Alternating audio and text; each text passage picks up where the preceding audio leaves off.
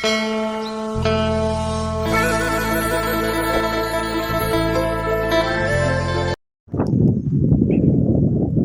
ทุกคน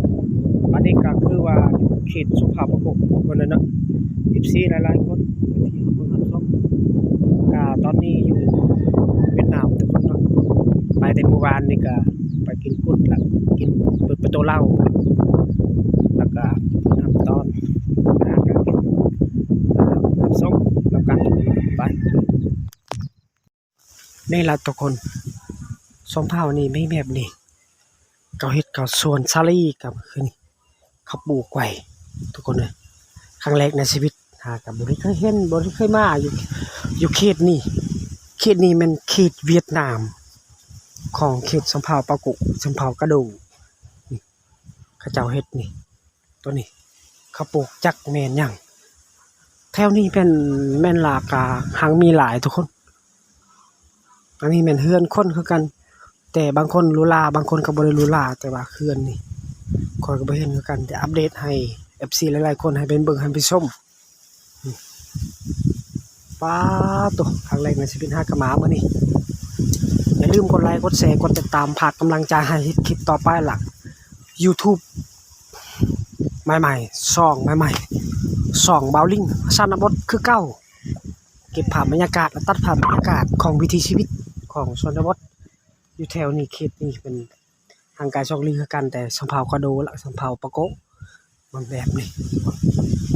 ว้าโตอันนี้เป็นสวนสาลีของข้าเจ้าปลูกเด้อหลังจากมันทุกๆปีก็ต้องมีปลูกหมดว้าโตนี่ไก่นี่ประมาณ 4-5 โลปลายซ้ำเป็ดใหญ่ๆหั่นแหละบ่ได้เคยเห็นเลยไก่นี่ไก่ลาดไก่หยังก็บ่ฮู้เขาเจ้ามาเลี้ยงไว้ไก่เท่าใดก็บ่ฮู้หลังจากข่อยมามื้อนี้ก็มา2คนคือเก่าแต่ทีมงานเฮาบ่ได้มาเฮามากับน้าบ่าวของสุข่อยเองเนาะนี่ก็อยู่ที่เวียดนามทุกคนเลยเนาะก็คือทางนี่มันทางไปเวียดนามแล้วก็ทางไปพุ่นอยู่เขตละโกแล้วก็สมเภาปะโกะเผากระโดแล้วแม่นทางนี้ทุกคนอันนี้ก็น่าอาจจะเป็นหน้าของชาวบ้านนี่ก็คือแบบนี้ทุกคนมันเป็นหน้ายามนี้ยามฤดูแล้งนี่ล่ะก็เราก็เลยเฮ็ดนาแซงอยู่ขอบเขตนี้วัวควายก็เข้าบ่ได้ปล่อยทุกคนเนาะก็คือ FC หลายๆคนก็ที่รับเบิ่งรับชมการวิถีชีวิตของชนบทคือเก่าแต่ว่ามันสิเข้ากูบิงนะประเทศเวียดนามพุ่นอยู่ทางเทิงก็คือว่าอันนี้มันทางค่ะเขาเจ้าไปมาก็คือแบบนี้ทุกคน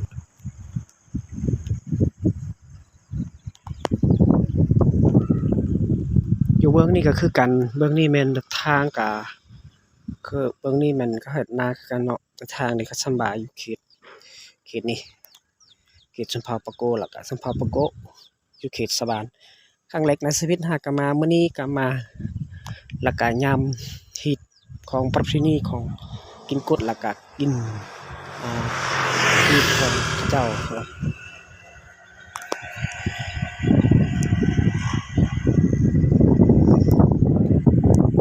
อันนี้เป็นบ้านตัวนี้มันสิหังมีหลายทุกคน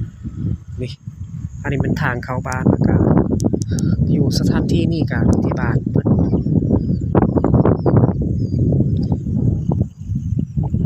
สวยงามทุกคนเนาะก็คือธรรมชาติแถวนี้มันสมบูรณ์แบบ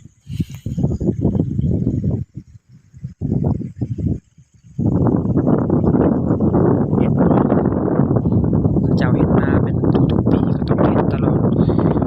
2-3 ปีแล้วก็3 เทื่อ 4 เทื่อเฮ็ดทุกคนเนาะพุ่น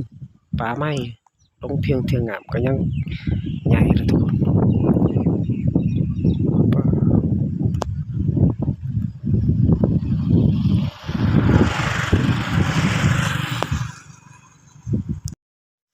นี่ล่ะทุกคนสมเภานี่ไม่แบบนี้เขาเฮ็ดเขาสวนซาลี่กับคือนี่เขาปลูกไว้ทุกคนเลยครั้งแรกในชีวิต หาก็บ่ได้เคยเห็นบ่ได้เคยมาอยู่เขตนี้แม่นเขตเวียดนามของเขตสำเภาปะกุสำเภากระโดงนี่เขาเจ้าเฮ็ดนี่ตัวนี้เขาปลูกจักแม่นหยังแถวนี้เป็นแม่นลากาหังมีหลายทุกคน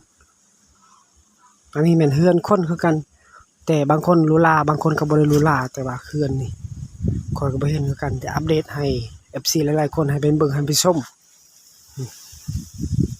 ป๊าดโตครั้งแรกในชีวิตฮากะหมามื้อนี้อย่าลืมกดไลค์กดแชร์กดติดตามฝากกำลังใจให้เฮ็ดคลิปต่อไปหลัก YouTube ใหม่ๆช่องใหม่ๆช่องเบาลิงชนบทคือเก่าเก็บภาพบรรยากาศและตัดภาพบรรยากาศของวิถีชีวิตของชนบทอยู่แถวนี้เขตนี้เป็นห่างไกล2ลี้คือกันแต่สำเภากระโดและสำเภาปะโกะมันแบบนี้ว้าโตอันนี้เป็นสวนสาลีของเขาเจ้าปลูกเด้อหลังจากมันทุกๆปีก็ต้องมีปลูกหมดว้าโตนี่ไก่นี่ประมาณ 4-5 โลปลายซ้ำเป็ดใหญ่ๆหั่นแหละบ่ได้เคยเห็นเลยไก่นี่ไก่ลาดไก่หยังก็บ่ฮู้เขาเจ้ามาเลี้ยงไว้ไก่เท่าใดก็บ่ฮู้หลังจากข้อยมามื้อนี้ก็มา2คนคือเก่าแต่ทีมงานเฮาบ่ได้มาเฮามากับน้าบ่าวของสุข้อยเองเนาะ